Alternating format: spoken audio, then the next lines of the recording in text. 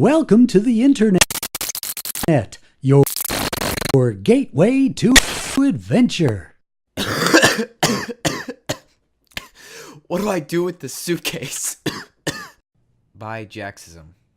Narrated by usual Plumbot. I proceeded down the street with a shiver and a quick step. The air around me was heavy with fog, and the sky was as dark as the asphalt to my side. As I stepped past the dim street lights and closed shops, a loud noise broke the silence around me. I took a startled leap forward while whirling around to face the source of this noise. It was nothing more than a middle-aged woman. Her body was covered in gray sweats, and her hair was pulled up into a messy ponytail. She was bent over, coughing harshly into the crux of her arm. "Are you all right?" She raised her head. There was an expression of pain on her face, which was as white as paper. Her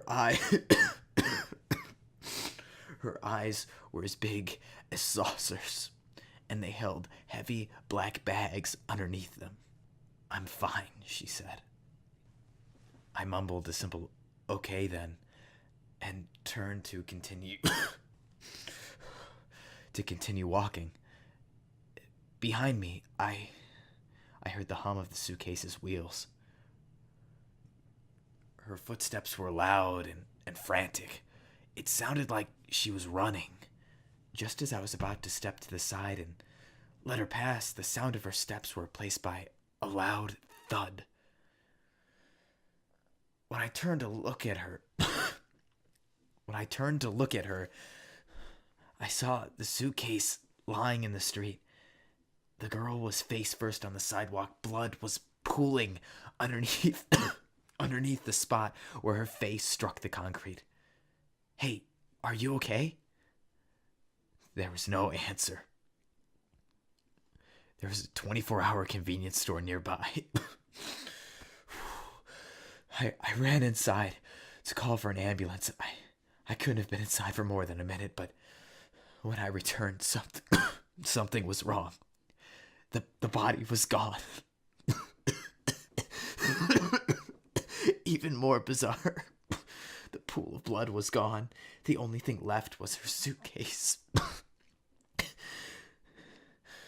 I looked around and didn't see any trace of her besides the suitcase itself. It was like she evaporated.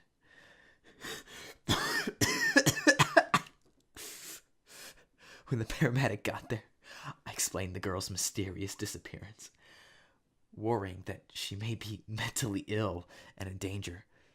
He and I examined her luggage to see if there was any way to contact her. We found something very unexpected. The suitcase was filled to the brim with plastic explosives. Tons of them. The paramedic called the police to take it away.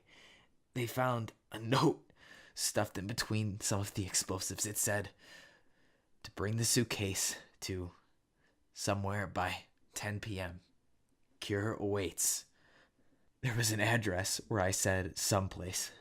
The police took my statement and told me it was probably just one of those weird aspects of city life. I thought he was right, but I woke up in the middle of the night with this horrible cough. Now, my whole body feels like it's imploding. I've never felt this sick before. An hour ago, someone knocked on my door. I found a red suitcase on my doorstep. There was a note pinned to the top. Your turn. Bring the suitcase to somewhere by 10 p.m. Clock's ticking.